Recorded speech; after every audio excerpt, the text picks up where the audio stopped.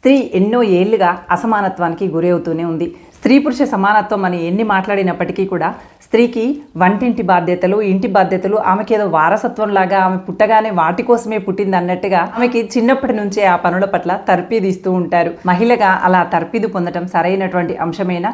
మొదలైనటువంటి అంశాలని నేటి వీడియోలో చర్చించుకుందాం.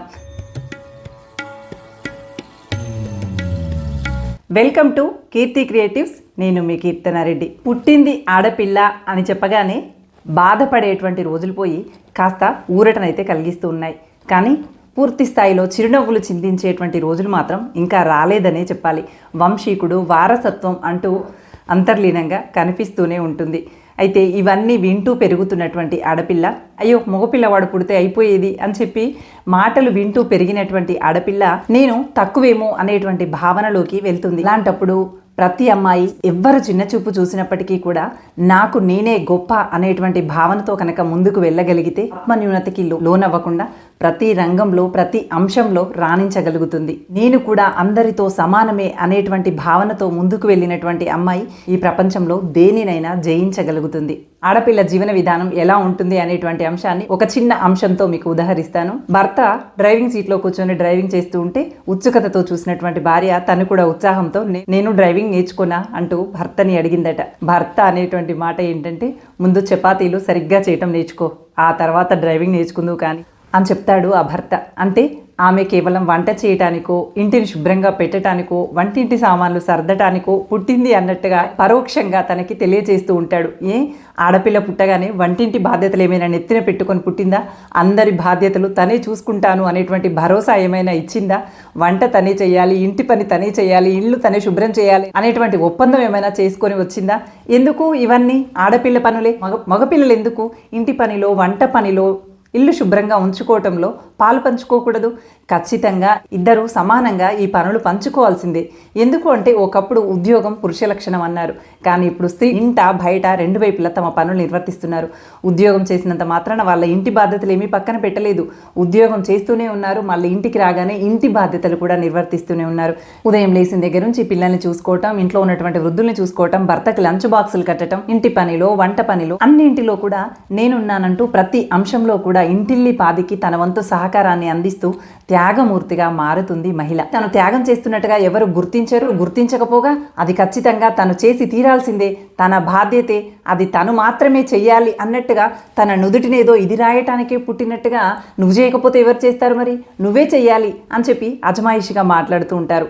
ఎంత చిత్రమైనటువంటి విషయమో కదా. చెప్పాలంటే ఒక మహిళ పట్ల టేక్ ఫర్ గ్రాంటెడ్ లాగా ఉంటూ ఉంటారు. ఈవిడ్ని ఏవైనా అనొచ్చు, ఏమైనా మాట్లాడేటువంటి అధికారం మనకు ఉంటుంది అన్నట్టుగా ప్రేమతో వ్యవహరిస్తే తప్పులేదు, కానీ చులకన భావంతో వ్యవహరిస్తేనే ఆత్మాభిమానం అనేది దెబ్బతినేటువంటి అవకాశం ఉంటుంది. టేకెన్ ఫర్ గ్రాంటెడ్ అంటే ఏదైనా అనవచ్చు అనేటువంటి భావం ఉన్నప్పుడు మాత్రం మహిళగా తన స్థానం తగ్గిపోతుంది అనేటువంటి విషయాన్ని గుర్తుపెట్టుకోండి. అమ్మ అంటేనే ఏమీ తెలియదు, అసలు జ్ఞానమే అక్కర్లేనటువంటి మనిషి. ఈమెకి వార్తలతో ఏం పని, బయట ప్రపంచంతో ఏం పని, రేపటికి ఏం వంట చేయాలి, ఏం టిఫిన్ చేయాలి, ఏం కూరగాయలు ఉన్నాయి, ఎలాంటి బట్టలు కావాలి, ఏం బట్టలు ఉతికాము, ఎలా ఇల్లు శుభ్రం చేశాము, ఇలాంటి ఆలోచనలు ఉండాలి. కానీ ఈమెకి జ్ఞానంతో ఏం పని అన్నట్టుగా ఆలోచిస్తూ ఉంటారు. తను అవి చేయటం కోసమే పుట్టిందా? తనకంటూ జ్ఞానం ఉంది. తను ఇల్లాలు అవ్వటానికన్నా ముందు, అమ్మ అవ్వటానికన్నా ముందు సాటి మనిషి. తనకు కూడా ఆశయాలు, ఆశలు, కోరికలు సాధించాలనేటువంటి తపన అన్నీ ఉంటాయి. నెరవేర్చుకునేటువంటి స్వేచ్ఛ, స్వాతంత్రం ఆమెకు లభించకపోవటం వల్లనో, పెద్దల మాటకి కట్టుబడి ఉండటం వల్లనో తాను ఇల్లాలుగా స్థిరపడిపోవచ్చు. అంత మాత్రం చేత తనకి జ్ఞానం అవసరం లేదా చెప్పండి? అంత మాత్రం చేత ఆమెకి ఆత్మాభిమానం అవసరమే లేదా? ఇలా అయినంత మాత్రాన ఆత్మగౌరవాన్ని భంగపాటికి గురి చేసుకోవాలా? ఎంత వెట్టి చాకిరి, ఎన్ని అవమానాలు, ఎంత ఆత్మగౌరవాన్ని భంగపరచటము, ఎంత చులకనగా చూడటము, ఎంత హేళనగా చూడటము, ఇలాంటి అంశాలు ఎన్నో ఆమె ఖాతాలో పడుతూనే ఉంటాయి. ఆమె వాటిని స్వీకరిస్తూ అదిమి పట్టి తన పనులు తానుగా నిర్వర్తిస్తూ ముందుకు వెళ్తుంది. సహనం ఆమెకేమైనా ఆస్త? భరించే శక్తి అనేది ఆమెకేమైనా పేటెంట్ హక్కా? రక్త మాంసాలున్న మనిషే తను. అలసట, అనారోగ్యం, నీరసం, నిస్తేజం, నిస్పృహ అన్నీ ఆమెకి కూడా అనుభవం అవుతూనే ఉంటాయి. ఈ ఎరుక మనలో లేకుండా నిత్యం మనకి ప్రేమతో సేవ చేయాలి అనేటువంటి ఆలోచన మాత్రమే చేస్తూ ఉంటాం. తన గురించి తాను మర్చిపోయి కుటుంబానికి అంతటికీ సేవ చేస్తున్నప్పుడు మిగతా కుటుంబ సభ్యులందరూ ఒక్కసారి తన గురించి ఎందుకు ఆలోచించరు? తను మాత్రమే ఆ పని చేయాలి, ఆ పని చేయటానికే తను పుట్టింది అన్నట్టుగా ఎందుకు వ్యవహరిస్తారో, తను మీ పట్ల ఎంత బాధ్యతగా వ్యవహరిస్తుందో మీరు కూడా తన పట్ల అంతే బాధ్యతగా వ్యవహరించడం అనేది నిజమైనటువంటి ఆప్యాయతలు అనురాగాలు కలిగినటువంటి కుటుంబానికి చిహ్నం కదా. ఇలాంటి పరిస్థితుల నుండి స్త్రీ ఎలా బయటపడాలి, మాటలు చెప్పుకున్నంత మాత్రం చేత స్త్రీ అలాంటి పరిస్థితుల నుండి బయటికి వచ్చేస్తుందా అంటే ఎప్పటికీ రాదు. మాటలు ఎన్ని చెప్పుకున్నా, ఉపన్యాసాలు ఎన్ని ఇచ్చినప్పటికీ కూడా స్త్రీ పురుషుల్లో ఇద్దరి ఆలోచనలో మార్పు రానంత వరకు సమానత్వం అనేది అసాధ్యం అనే చెప్పాలి. ఉద్యోగాలు స్త్రీలు నిర్వర్తిస్తున్నప్పుడు భర్తలు ఇంటి పనిలో పాలు పంచుకోవటం అనేది అవసరమే కదా. ఉద్యోగానికి వెళ్ళొస్తారా, భార్యాభర్త ఇద్దరు ఉద్యోగానికి వెళ్ళొస్తారు. భర్త ఏమో వచ్చి రాగానే కుర్చీలో కూర్చుంటాడు, భార్య ఏమో చీర చెంగులు నడుముకు దోపుకొని మళ్ళీ రెండో ఆఫీస్లో ఉద్యోగానికి ఎక్కినట్టుగా వంటింటి పనులు మొదలెడుతుంది. భర్తకి టీ అందించడం దగ్గర నుంచి, పిల్లలకు పాలు అందించడం దగ్గర నుంచి, ఇంటి పనులు వంట పనులు అన్నీ తానే చక్కదిద్దుతుంది. తనేమి దేవత కాదు కదా అభయహస్తం అందించటానికి, తనేమి రోబో కాదు కదా అడిగిందల్లా క్షణాల్లో తెచ్చివ్వటానికి. తను కూడా మనలాగే రక్త మాంసాలు ఉన్నటువంటి సాటి మనిషి అనేది ఎందుకు గుర్తించరు? ఇలాంటి పరిస్థితిలో మార్పు రావాలి అంటే కావాల్సింది మగవాళ్ళల్లో రావాలి మార్పు. ముందుగా మేము గొప్పవాళ్ళము, ఆడవాళ్ళ పనులు చేస్తామా, ఈ వంటింట్లోకి వెళ్తామా, ఇలాంటి పని చేయటం తప్పు, ఆడంగి పనులు అంటారు అనేటువంటి ఆలోచన ధోరణి నుండి బయటపడాలి. ఇంటి పనిలో వంట పనిలో విధిగా మగవాళ్ళు భాగస్వాములు అయితే తప్ప మహిళలపై భారం తగ్గేటువంటి అవకాశాలు కనిపించవు. ఎందుకంటే ఇవి ఎవరో వచ్చి చేసేటువంటి పనులు కావు. ప్రేమతో ఒకరి పట్ల ఒకరు బాధ్యతతో మెదులుతూ మన కుటుంబాన్ని మనం సరిదిద్దుకునేటువంటి పనులు. మగవాళ్ళు నిర్లజ్జగా స్తబ్దుగా కటువుగా ఉన్నంతకాలం స్త్రీకి ఈ యాతనలు తప్పనే తప్పవు. ఇలాంటి కుటుంబాలలో ఉండేటువంటి బంధాలు హింసపూరితంగానే ఉంటాయి. ఒకరు విపరీతమైనటువంటి వేదనకి గురి అవుతూ ఉంటారు, ఒకరేమో ఆనందకరమైన ఆరోగ్యకరమైనటువంటి జీవితాన్ని గడుపుతూ ఉంటారు. ఇద్దరు సమానమైనటువంటి పని చేసినప్పుడు మాత్రమే ప్రశాంతమైనటువంటి వాతావరణం ఆ ఇంటిలో ఉంటుంది అనేటువంటి విషయాన్ని గుర్తుపెట్టుకోండి. ఎవరైతే అధిక ఒత్తిడికి గురి అవుతారో వాళ్ళు ఒత్తిడిలో నుంచి కోపావేశాలతో ఇతరులని మాటల ద్వారా హింసించేటువంటి అవకాశం, హింసాత్మకమైనటువంటి వాతావరణం ఏర్పడుతుంది అనేటువంటి విషయాన్ని మర్చిపోకండి. ఇక ఉద్యోగాలు చేసేటువంటి మహిళల్లో అయితే కొన్ని ప్రాంతాల్లో మగవాళ్ళు చూపించేటువంటి ఆధిపత్యానికి, సెక్సువల్ హెరాస్మెంట్కి, స్ట్రెస్కి తట్టుకోలేక వాళ్ళ తెలివితేటల్ని జ్ఞానాన్ని అంతా పక్కన పెట్టేసి ఉద్యోగాలు మానేసి ఇంట్లో మహిళలు కూడా కొంతమంది మనకు కనిపిస్తూనే ఉంటారు.